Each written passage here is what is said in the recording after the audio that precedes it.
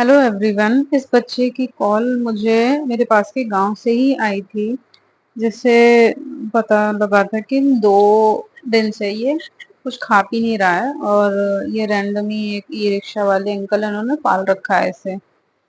तो 2 दिन से ये लड़खड़ाते हुए चल रहा था।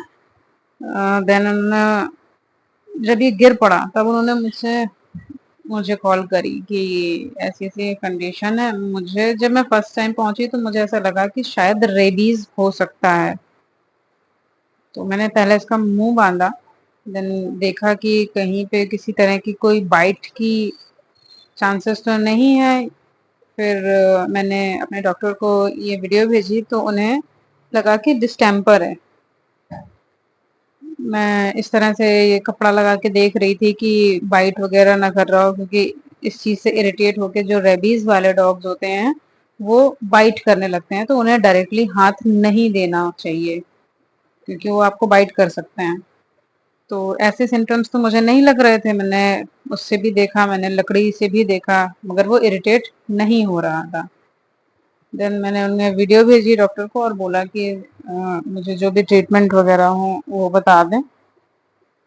इंजेक्शन लेने के लिए अब चूंकि गांव बहुत ज़्यादा अंदर है, तो किसी से रिक्वेस्ट करी कि आप इंजेक्शन वगैरह ला दें, दवाइयाँ। जब तक वो दवाइयाँ लेने गए तब तक मैंने सोचा कि मैं इसको बिस्किट खिलाने का ट्राई करती हूँ। अगर ये खा लेता है तो हो सकता है कि पार्वो या डिस्टेम्पर ना हो।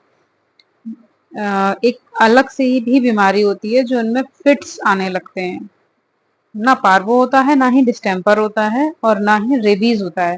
इन्हें सिर्फ फिट्स आते हैं, जैसे कभी एक्सीडेंट हो जाता है या किसी चीज से अचानक सर में चोट लग जाती है। अ, ऐसा होता है कि जैसे नर्वस सिस्टम डैमेज हो जाए, तो ये इस तरह से फिट्स इन्हें इन्हें झटके आने लगते हैं। बट 2 दिन पहले भी इसको इस तरह से दिक्कत हो रही थी, तो मतलब इसको चोट लगे हुए काफी टाइम हो गया था।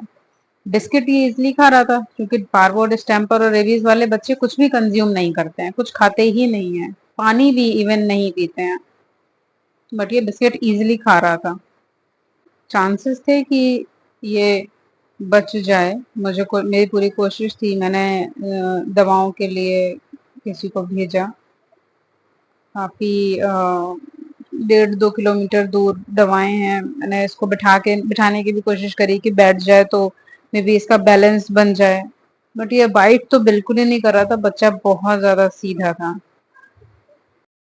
एक्चुअली जो इंजेक्शंस डॉक्टर ने बताए थे वो स्पेसिफिक नहीं मेरे पास है। मैं वो रैंडम रख के चलती हूँ जो कि सबको यूज होते हैं।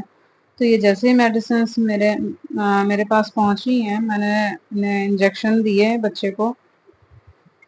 तब तक तो आराम से था, उसने बिस्किट वगैरह भी कंज्यूम करे थे, कोई ऐसा इशू नहीं हो रहा था। बट जब मैं मॉर्निंग में गई हूँ तब मुझे बताया गया कि बच्चा नहीं बच पाया, क्योंकि 3 दिन के बाद इसकी हालत बहुत ज़्यादा खराब हो गई थी। बट जो हुआ सो हुआ। दवाएं जो लेनी थी फिर उसका बिल किया लौट के, क्योंकि गांव वाले सिर्फ इन्फॉर्म कर देते हैं कि ये बच्चा बीमार है, वही बहुत है। तो आप लोग प्लीज़ मुझे सपोर्ट करते रहें ताकि मैं और बच्चों की हेल्प कर सकूं। Thank you.